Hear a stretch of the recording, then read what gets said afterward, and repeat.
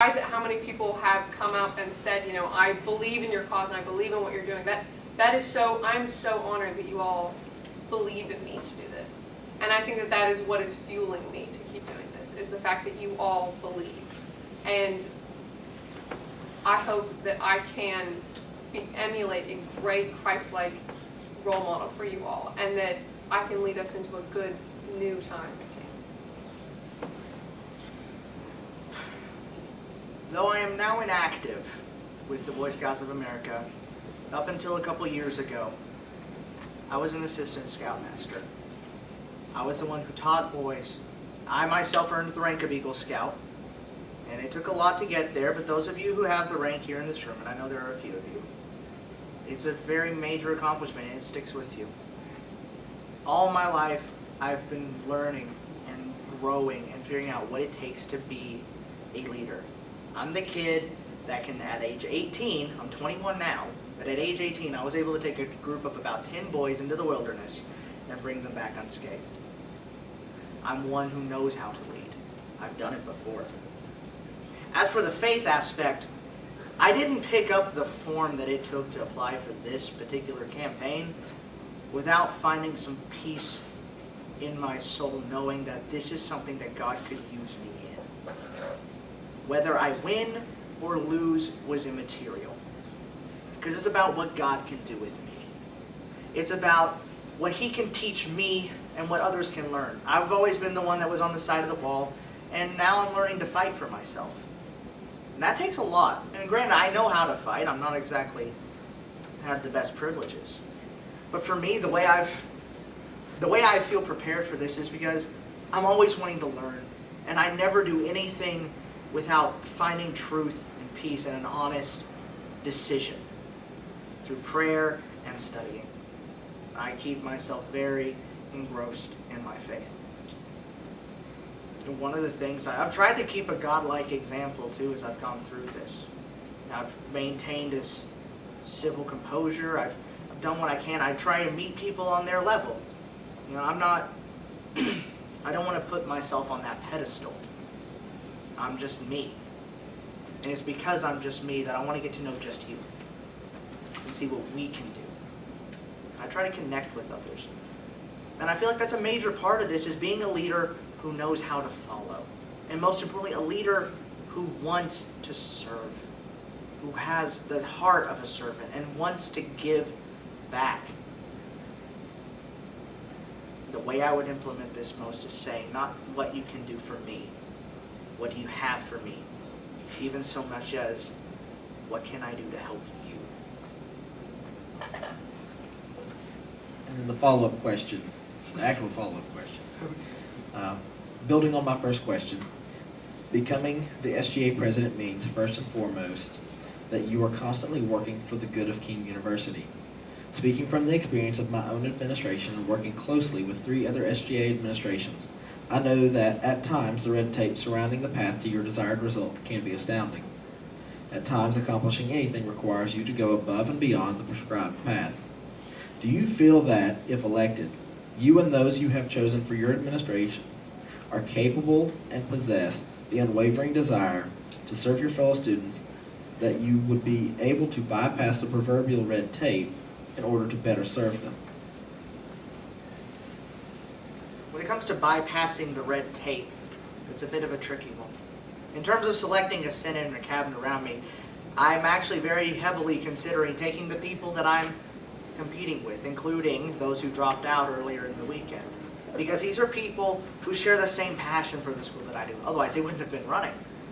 And having those people with that shared passion, you can accomplish a lot of things. As for the red tape, yeah, I'm aware there's going to be a lot of obstacles. But as with Dr. Roberts, Mr. Peltier, Dr. Littleton, Ms. Jennings, Dr. Overbay, I've tried to keep a constant communication stream going. I want to keep that going and sort of talk about what can we do to accomplish this and get advice from them. They are significantly wiser than I am. And it's because of that I'm aware that I know what I want, and I want to figure out how to do it right, not just do it well. I think like he was saying, making sure that our cabinet is strong. Of course, we've all kind of, looked throughout the crowd and seen, who would be a good leader in the Senate? Who would I want in my cabinet? And a lot of the people that I want involved were heavily involved in We Are Not Asleep. I found them I looked up to them as role models. And I was astounded that they had the courage to form something like that and to stand above the rest. And I really looked up to them. And I hope that how they implemented We Are Not Asleep, and how they were tenacious and gutsy and willing to go for anything, really, but wise at the same time, is how I approach situations. The red tape issue, I think we're all going to face that. And it's going to be frustrating, but I want people to know that I'm not going to take anything lightly. And that if I believe that students need this, or students have shown an interest for something and are really pushing for it, that I will be fighting for you and advocating for you. And I will be going to the necessary people that I need to get things done. I am definitely a fighter when I need to be. And hopefully there will not be too many obstacles to face, but I'm excited to face those obstacles because I know that there'll be a great team behind us that are going to get things done. We've got time for, I'm going to give one more question, then we'll go to our closing statements here. There are a couple of us in the room, and I'm going to give you all about a minute each to answer this, so if I cut you short, I'm sorry. It's all good. There are a couple of us in the room who, when I served, know I encountered some problems within the Senate. And there are only certain things that you can do when you encounter a Senate that will not cooperate with what you hope and wish. So, if faced with a Senate that would not allow you the things that you are hoping to accomplish, how do you plan to work with them to accomplish what you want to do, but at the same time keeping the interests of King students in mind? I think I first would reestablish whether or not what I want is what's good for all. I love the fact that the Senate should be holding me accountable. And obviously if, I have an agenda or something, yeah, I'm going to push for my ideas, but I want them to want to fight with me and to want to say no and to want me to reevaluate things and throw their inputs in to make things better. And I understand that Senate members might not take this seriously, and that's fine. We can find new leaders who will. Because I want that open dialogue between them. I want us to make sure that we're holding each other accountable throughout the processes. I've always been one to say that anything can be solved if the two parties are just willing to talk. Even just like this, with comfortable chairs and coffee, or in this case, water. Along with that, I love water. I want to know why they feel that way. I want to communicate. Again, it seems to be the unheard slogan of my campaign is get down to their level, or up to their level, wherever they are. Meet them where they are and say, what am I missing here? And not so much trying to push my agenda, because obviously they don't agree with, but saying, what is your idea for something better? I want to hear this and see if we can find a good compromise. That's the key to it all, is the communication. That's what's caused all this trouble here. People didn't know what the nice understanding was because we didn't communicate. And that's the main part of what I want to do here, is get a good conversation going. Okay, perfect on the timing there. So let's go ahead and we'll move into our closing statements here. 10 minutes each, and I believe Lauren will start us. Is that correct? Mine is not 10 minutes. It's okay, mine isn't either. I just want to first thank you all for coming out. It is so, as we've gone through these hectic, what is it, like 2 weeks? It seems like a month. I've been so amazed at how many of you all have come out to debates, have interacted with us, have asked us questions, have been just so involved in this whole thing. I didn't care about SGA my freshman and sophomore year, and that's so terrible. But like I said, this is a year of change. We can't go back from here. And I'm amazed at how many of you recognize that. And how many of you see this opportunity at hand and want to take it? And I'm willing to, I'm ready to lead you. I know I'm ready to lead you. And I know that I have a great team of people who are ready to lead. And I want you all with me. And I want to make sure that you feel empowered and that you know who to go to and that you know what you want to get done here on campus. Because this is a time for a new king. This is time to go forward in the future and to never look back. And I want to make sure that future generations of SGA presidents and of SGA committees don't have to face what we're going through now. The students' voices are heard, that we're involved in every aspect of this campus. So I want to thank you all for, one, showing an initiative and taking part in debates, asking great questions, keeping us on our toes. It's been an awesome experience. And I know I'm pretty sure I can speak for Dawn, for Christian as well. This has been an exciting couple weeks. Just seeing how excited you all are about this. And I'm honored that you are going to come out and listen to us and ask us questions. And I'm honored that you believe in us and you trust us with your SGA. So I encourage you all to get out there and vote, regardless of who you're voting for. To really stop and think about how you want your SGA. To think about what you want to see for the king now while you're here and the future king whenever you're an alumni and giving back. Just really take that into consideration, but make sure that you are voting, because that's a huge, huge, huge, huge opportunity right now. So thank you.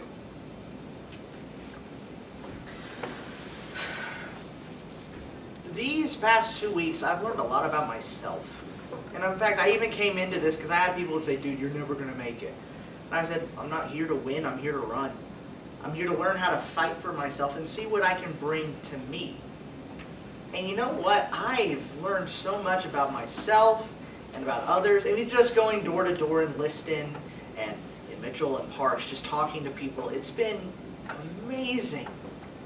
And even talking with my competitors, because we've managed to keep this above the belt. I'm so thankful for that. I know how politics can be very dramatic. And you know what? I consider myself blessed. Because whether I win or lose, the way I see it is what I came out here to do, I've already accomplished. And that was to grow.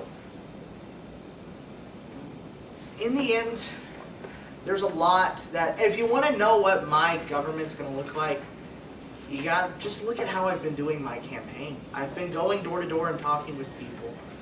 I mean, the majority of the athletes from Brazil, those guys are the nicest. Like Lucas and Eli, they're so cool. Even talking with those in the arts, the theater department, people in the political sciences, all the different departments I've gone to. It's been incredible. And, being able to convince someone that, yes, it's important to vote. It's important to do things like that. To see that I'm already capable of making that kind of a difference brings me some confidence in going, you know what, yes, I'm capable of doing what I want to accomplish if I were to make this, because I'm already accomplishing that. I have the ability, I have the case for it. If you want someone who's already doing it, it's great. In the end, though, just vote. Again, what Lauren said, it doesn't matter who you're voting for. Just get out there. Encourage others to vote. I can go door to door and tell everybody to vote, but I'm only one person. Again, this is a collective effort. Convince a friend to go vote. Because in the end, that's the voice. That's what makes King what it is when we speak out and when we communicate. If we don't speak, we won't be heard. And if you speak loud enough and long enough, not only will you be heard, they will listen. And that's what I want to create, is a government with experience, a government that knows what it's doing and is already accomplishing a lot of that, and a government that listens and communicates and can shout. Because to me, that's what my King growing up at age 10 was a campus where people were not afraid. Yeah, it wasn't perfect. I mean, goodness, I don't want to be an idealist or a nostalgic. But there was still freedom of expression, and now we're in a position where the professors are scared. Granted, Jordan may be gone, but he's not the only one. There were others. And I'm not about, oh, let's start a riot, let's go take down the regime. I want to be the one to say, let's build a bridge, let's figure out what's missing and make that connection. Let's speak. Let's unite. Let's reestablish the spirit of King that, for many of us, is the reason we're even here to begin with. I know what I stand for, and if you've watched me, you know what I stand for as well. And Lauren, bless her, you've done a fantastic job as well. We're both capable. But what kind of president do you want? You know we both have very differing ideas on how we want to do this. That's going to have to be your all's decision. And if you don't go out there and vote, that decision will be made for you. That's not what I'm here for. I'm here as someone who used to not care and suddenly realized, oh wait, I love this school a lot more than I originally planned because it's my home. For many of you, it's your home too. So let's rebuild our home.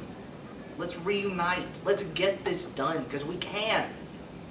Thank goodness, my department bugged the trustees enough to offer back the contracts to two of my favorite professors.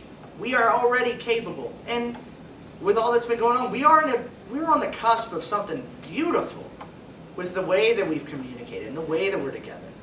I can even tell that by looking at this campaign. I mean, the three of us, I just picked up the paper and said, you know what, I want to make a difference. Let's see what happens. And you've had people saying to you, hey, you should do this, and you weren't sure, but you ended up doing it. Now look, we're both here. It's pretty impressive, you know? Go us. I've known her since middle school, by the way. This is totally fine. So, in the end, anything can happen. Unlikely stepping up to say, you know what, I want to make a difference here. That should be a testament to all of us. We are all capable of making this difference. We can all do this. But we can't do it alone. I can go door to door and listen, but in the end, how many people are really going to listen to me? How many people even remember my name, let alone my beard? Which my beard is pretty hard to forget, if I say so. It's when we work together, when we communicate together, when we can understand, you know what, we all have our different opinions. Let's get them out into the open and figure out what's going to work the best. Find the compromises, bridge the gaps. If we stop saying, let's grab a pitchfork and go stab something and say, hey, let's grab our hands and raise them in prayer. Let's unite about this. This won't just be a revolution. This will be something far more significant. And then once again, just like when I was 10 years old, we'll say, I go to King. And the people will look and they will go,